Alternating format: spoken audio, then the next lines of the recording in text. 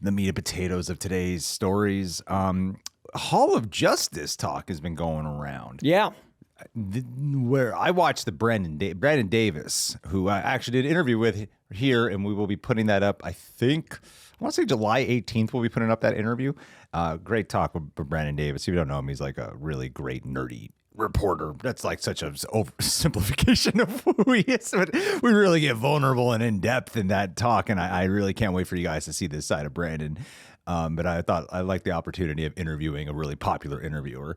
And anyway, he did an interview with Gunn during the same junket that I was a part of. And they did talk about the Hall of Justice side, and Gunn did confirm that it's still under construction, and it's owned by Maxwell Lord, who also owns the Justice Gang, which suggests the Hall serves as the team's headquarters, aligning with its corporate, privatized superhero theme. And the unfinished state of the Hall adds a layer of world building, showcasing a DC universe still in development. And of course, Gunn has positioned the Justice Gang as a precursor to a potential Justice League, which he did confirm does not yet exist in the DCU. We need to really see what Peacemaker does. And the way he's talked about Peacemaker is saying, like, he's made it sound like essential viewing. Sure. You know, as much as he's been saying things have to stand alone, I think for some clarification purposes, he has made it seems like that's going to be a necessity for clarification. Yeah. I mean, he's mentioned that, you know, the most of Peacemaker season 1 is canon, and the way he's navigated canon. Every time he's framed what canon's going to be, he's listed Peacemaker. So I imagine Peacemaker will kind of be the thing so we understand how canon's going to operate. So some additional context that is already out there. The metahumans have existed for over 300 years. And they're called the Justice Gang at the moment, right? Now, Maxwell Lord owning it. Maxwell Lord is not going to be someone who owns the Justice League. A common theory I've been hearing going around, because this is to me is the pre to the Justice League. And a common theory that I've been hearing going around is Bruce Wayne will eventually buy the Hall of Justice. Oh, that makes sense. And then we will go into the Justice League. Mm-hmm. But with the information that has been out from James Gunn directly, what do you think about them actually showing the Hall of Justice, letting the audiences know about it? And how do you think this is? Do you think this is actually a setup for the Justice League? Yeah, I mean, you don't name something in the DC Comics universe of any kind just as blank without the knowledge that it's going to inform certain tones.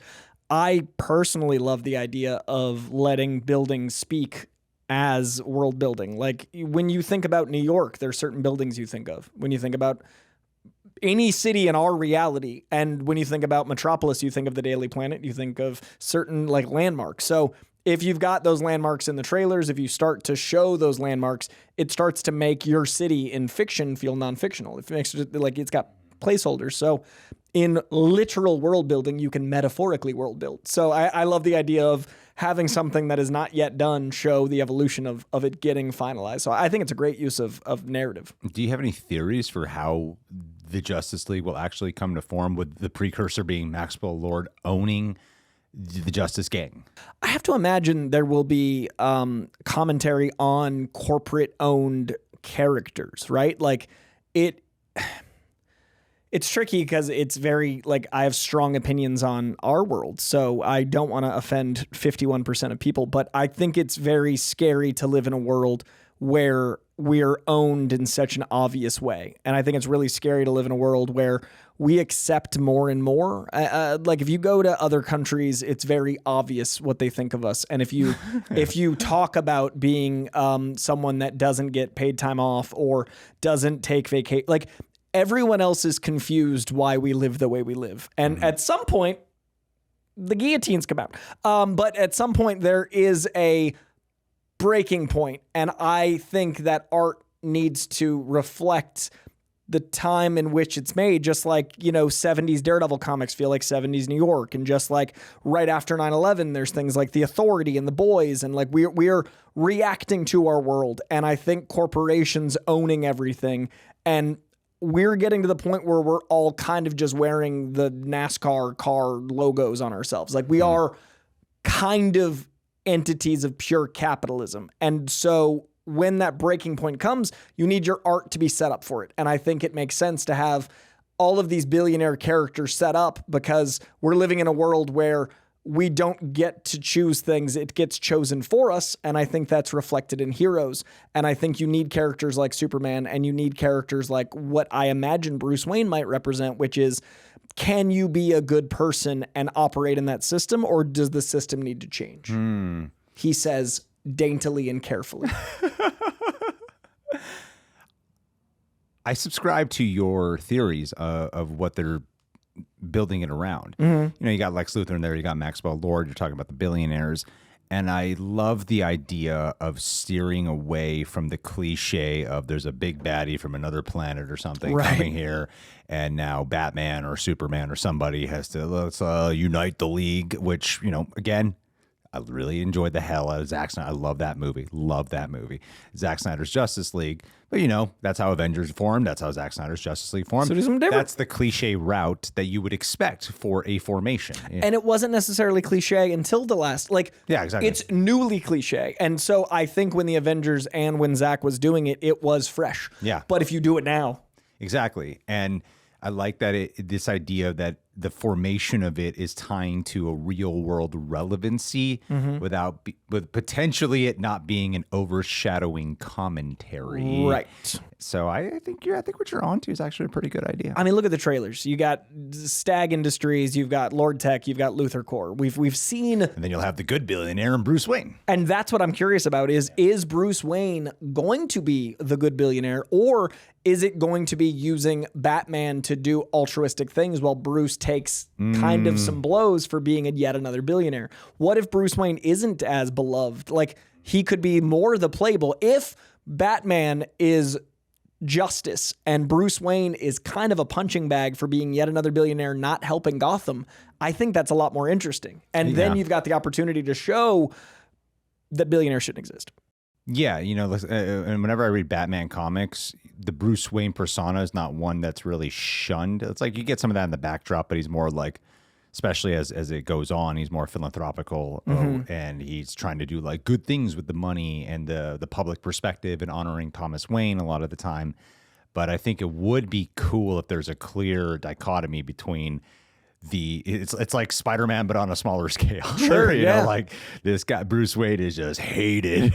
And then, so you would not suspect that this guy would be a public servant in the form of a vigilante. The playboy, womanizer, the guy that's wasting money. And I think they touched on that in Nolan.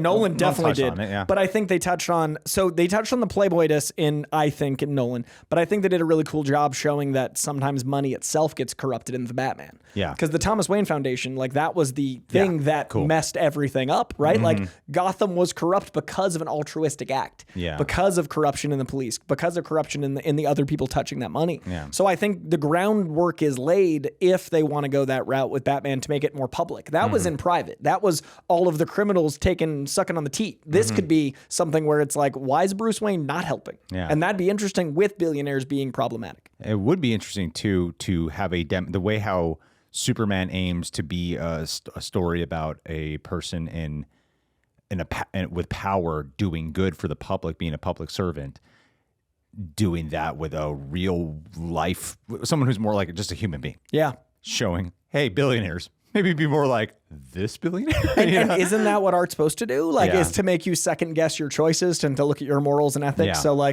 pretty popular character. And it would be a cool demonstration of a parallel of one person with metahuman powers, so physically powerful, and then you have another person with a very different kind of power position who's the antithesis to a Lex Luthor, right? Who's someone also financially powerful, but also scientifically engineering kind of mind. I think there'd be a lot of really cool ways where you are tethering it to even the Superman world, and it feels different than what we've seen. That's what's so great about Batman is you can have two simultaneous Batman. The comics do it, and there are so many ways to tell he's so multifaceted. It'd be great because that would give us something we haven't seen because you don't want to repeat yourself. Yeah. Wow.